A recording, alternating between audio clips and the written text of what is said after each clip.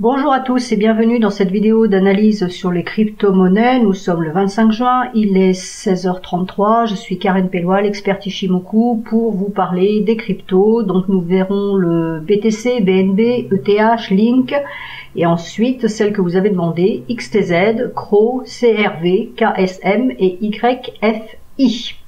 Voilà, donc commençons par le commencement. Le Bitcoin repart à la baisse ce jour. Donc j'ai attendu un peu pour voir ce qui se passait par rapport à l'ouverture américaine. Donc on repart bien à la baisse.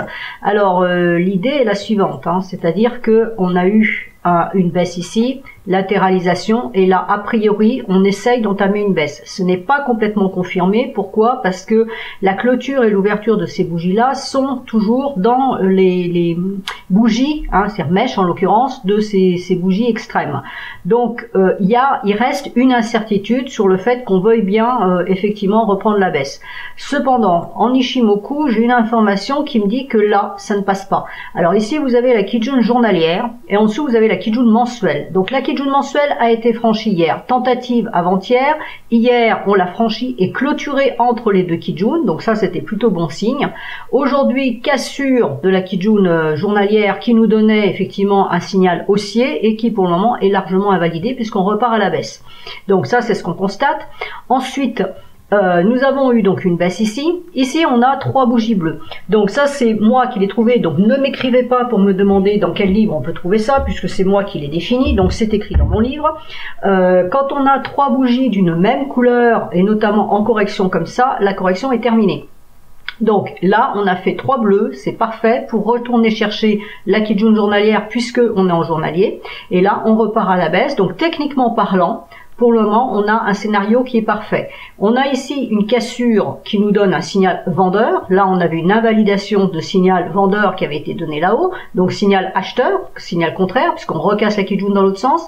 Là, on l'a recassé ici le 18 juin, donc signal vendeur. On est descendu chercher des points bas, on est remonté, et là, on n'invalide pas ce signal. En fait, pour moi, ça, si on casse cette droite de tendance et qu'on aille chercher les plus bas, c'est un test de cassure. On a cassé la Kijun, on est revenu la chercher, elle tient en résistance et on devrait repartir à la baisse.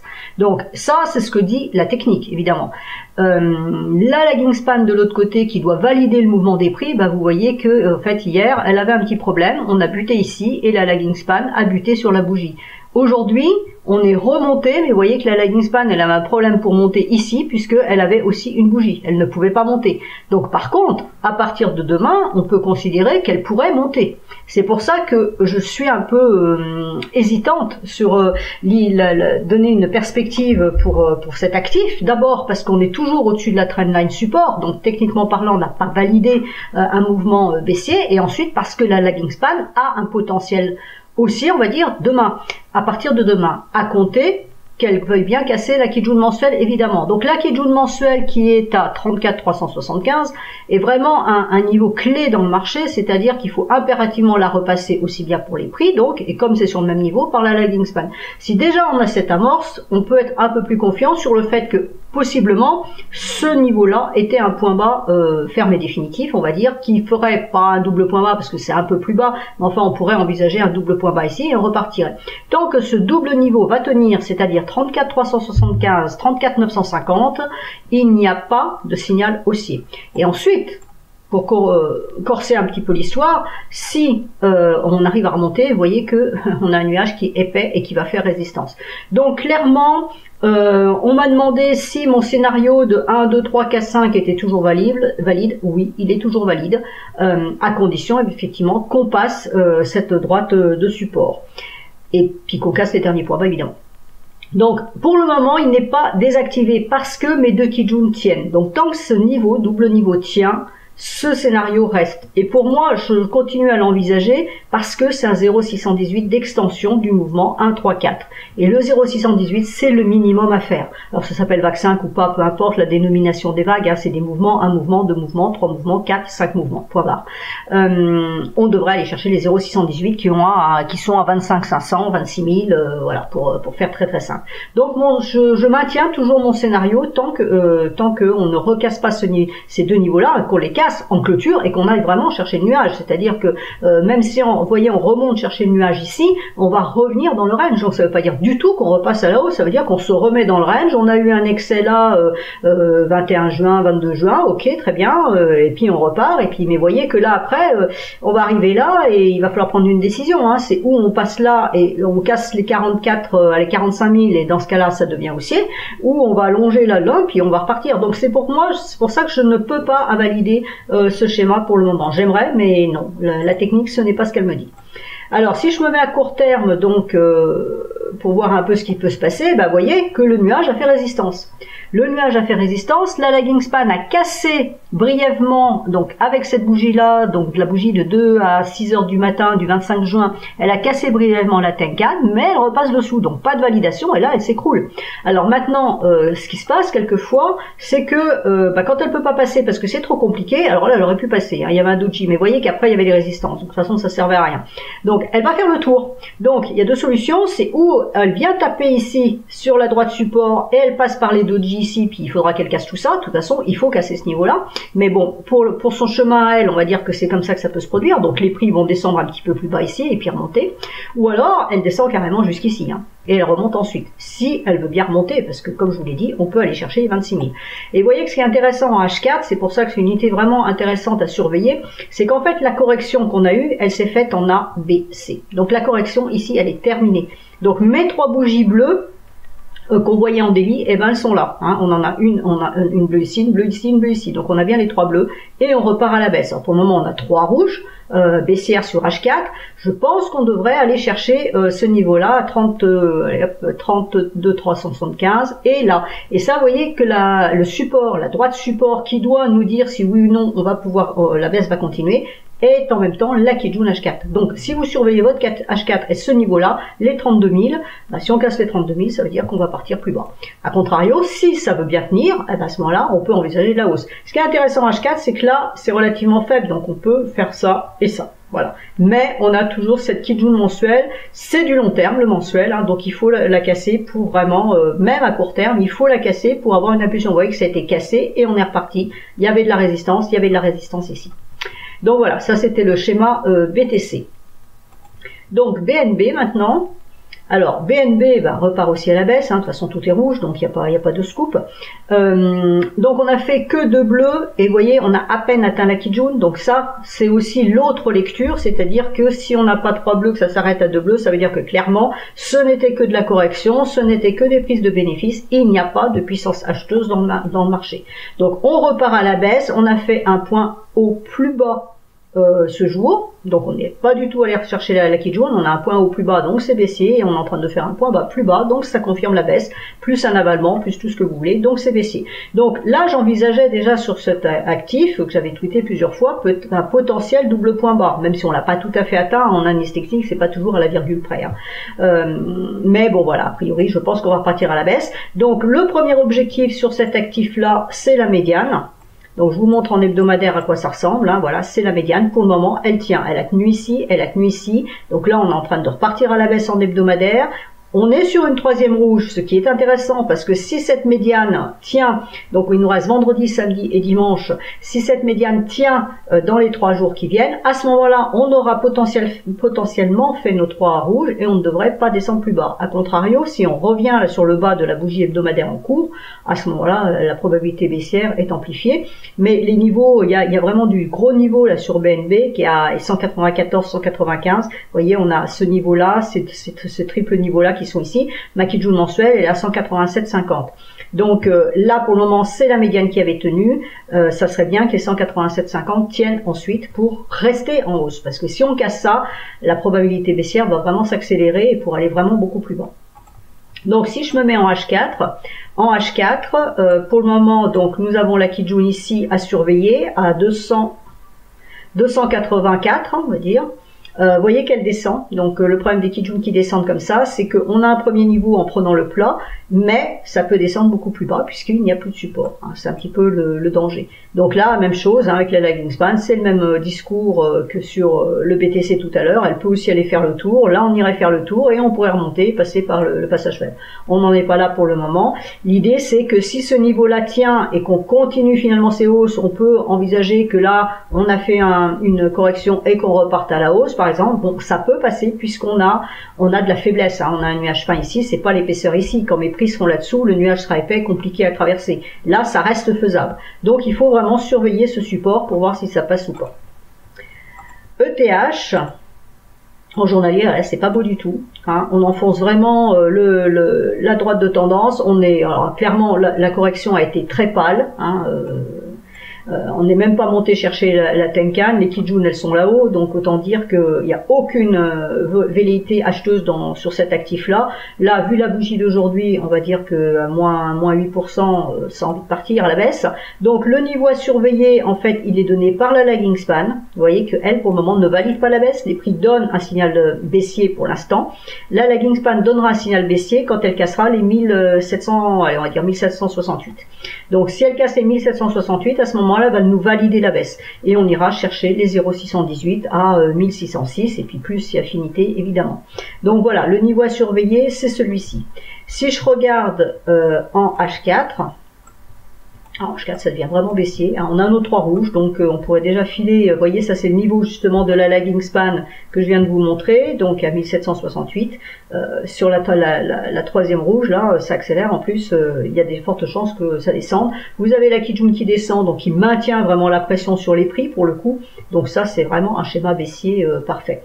Alors ce que je voulais vous dire aussi sur Daily, c'est que dans l'hypothèse où effectivement cette cassure est bien validée, je pense qu'elle le sera ce soir, il nous manque la validation ici. Demain, on pourrait s'attendre à un test de cassure. Donc attention à un éventuel rebond sur cet actif demain. Ça ne veut pas dire que ce sera haussier, ça veut dire simplement qu'on pourrait juste revenir chercher la cassure, donc soit de ce niveau, soit de ce niveau-là, parce que vous voyez que ça correspond à ça, et repartir après à la baisse. Donc on ne se précipite pas à la hausse parce que le point bas ici est sauvé. Hein. Alors, Link. Link baissier aussi, donc là on est allé chercher la Tenkan, ça repart donc à la baisse, avalement baissier, etc. Même discours. Là donc on va remonter ça. Le support pour ce jour, hein, parce que demain ça remontera évidemment, le support est à 16,33, la lagging span qui va rencontrer la droite de tendance. Donc ça c'est toujours un danger parce qu'elle peut rebondir là-dessus avant de repartir. Hein. Donc c'est pour ça que je le mets et que je le signale, c'est-à-dire que pour les prix, on a un point bas ici, un point bas, bon enfin on a des points bas, le point bas extrême il est là à 14,43, donc ça c'est vraiment le point bas extrême, mais là si on repart bien à la baisse comme le mouvement qu'on a eu ici et on repart comme ça, ben, le niveau à surveiller c'est celui-là. Si la lagging span casse ce niveau là, c'est fini, c'est baissier, et donc ce sera les derniers points bas en ligne de mire. Donc en H4, à court terme, vous voyez ce qui se passe quand une Kijun descend. Alors là, ça a tenu parce qu'on avait la Kijun plus la Tenkan, et puis les deux bougies, ça glisse le long parce qu'il n'y a plus de support. Donc voilà. Alors on a toujours le même schéma, hein, où là, la lagging span pourrait repasser si tout d'un coup les acheteurs rentraient dans le marché, mais enfin bon, pour le moment, ça n'y ressemble pas. Alors, il me manque LTC. LTC en journalier. Donc, on est allé titiller la Tenkan, on va dire que c'est plutôt la Tenkan qui est descendue chatouiller les prix. On a 2 bleus, on n'a pas de troisième bleu, donc bon, quelquefois celle-là peut compter bleu puisqu'on a une grande mèche, donc tout ça c'est du bleu en fait. Hein.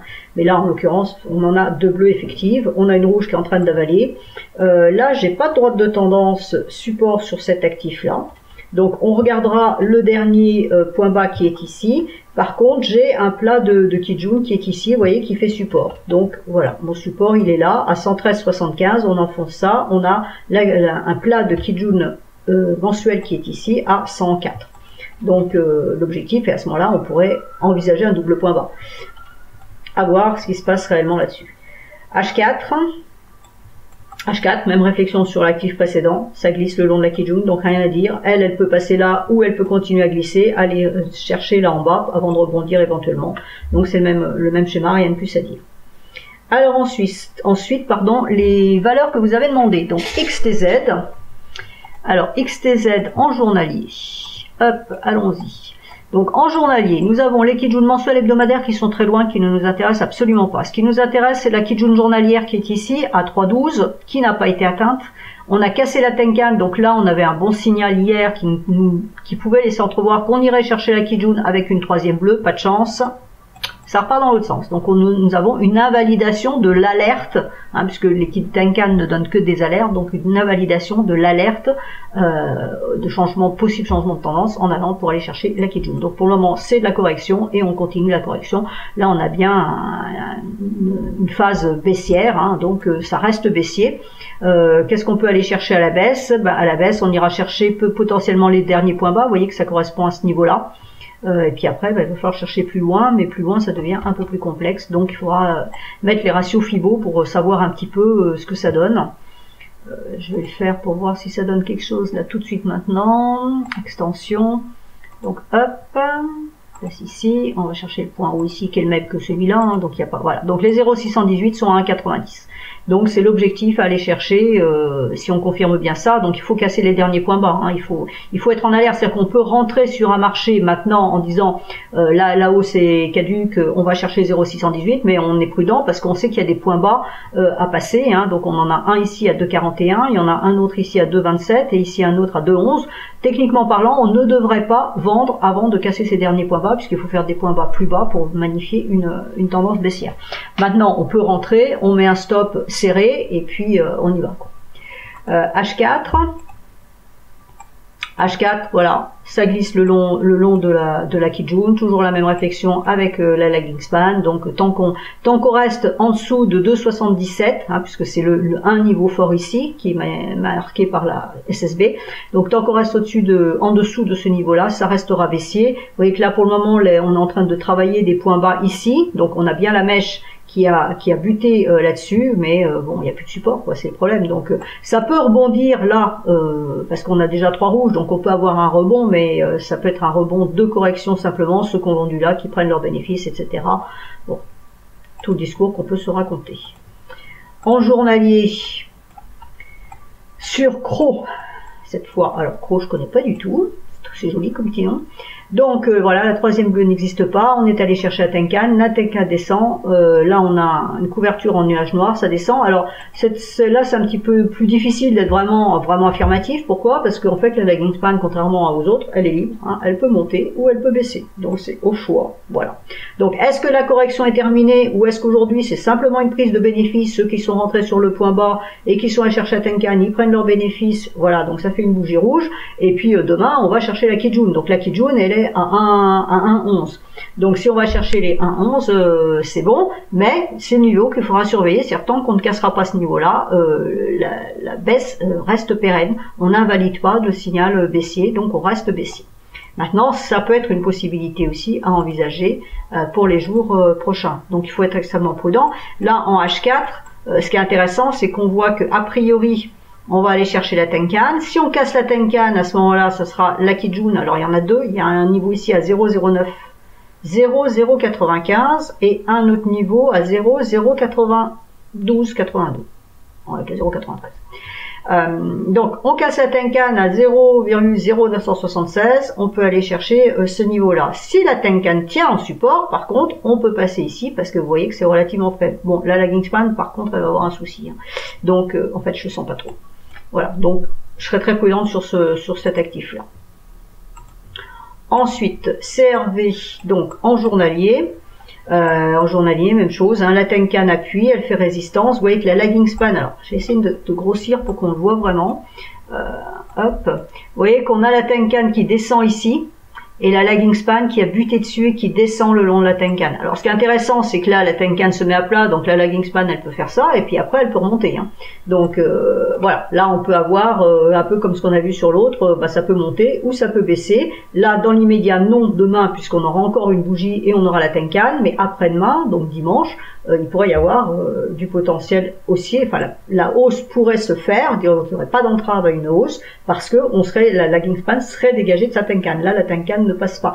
C'est toujours une information qui est extrêmement forte. Hein. La Tenkan est une droite faible pour les prix en sens où elle peut être cassée, vous voyez, facilement, puisqu'elle est très proche des prix. Par contre, quand la lagging span refuse un passage de Tenkan, en général, c'est un signal fort, et là, on l'a bien ici, hein, ça ne passe pas, donc on recorrige, et là, les prix ne passent pas non plus la Tenkan, donc là, c'est vraiment la Tenkan qui a fait la chance chanson.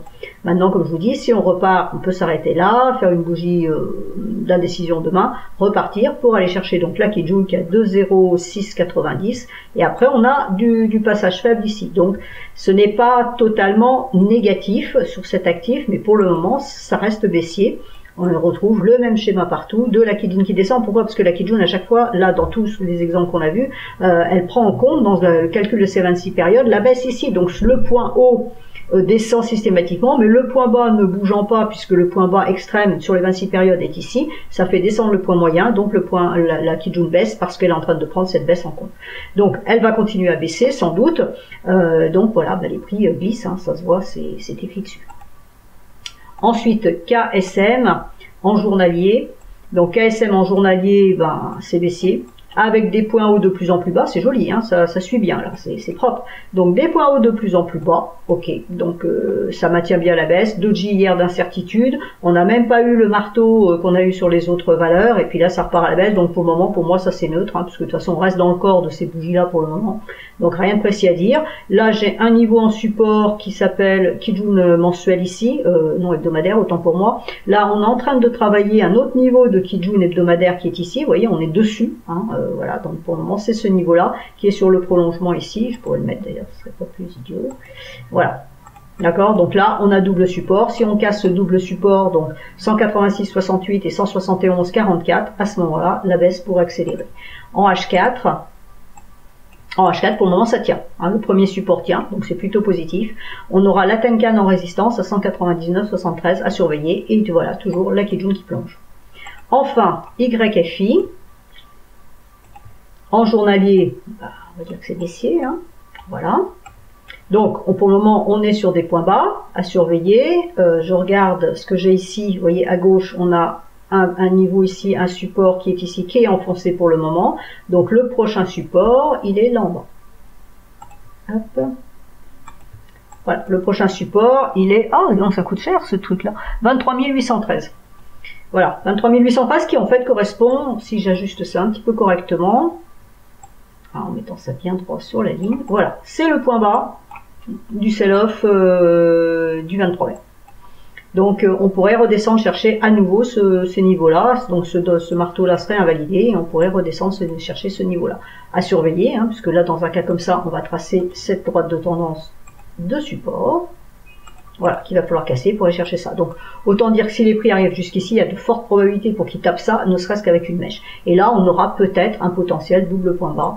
Pour le moment, c'est baissier, hein. La Tenkan tient les prix à la baisse, la lagging span descend, alors elle peut descendre ou monter, donc elle ne nous donne pas d'informations, mais les prix, eux, sont parfaitement capés par la Tenkan, donc pas de souci, c'est en tendance baissière, et quand on regarde en court terme, et ça suit la Kijun, ça descend, ça dégringole, donc voilà, c'est baissier, et la probabilité d'aller chercher ce niveau-là, donc je vous ai dit à 20, allez, on va mettre pour les bougies suivantes, 24 900, 24 900 dans ces eaux-là. Ça devrait descendre. Voilà, j'espère que vous avez bien repéré tous les niveaux. Donc c'est niveaux à surveiller pour les jours qui viennent. Vincent vous reprendra, vous fera une vidéo mardi prochain. Et puis je vous souhaite à tous un excellent week-end. Et puis bon, j'ai envie de dire que le mieux c'est encore de fermer les écrans et de profiter un petit peu. Voilà, à bientôt.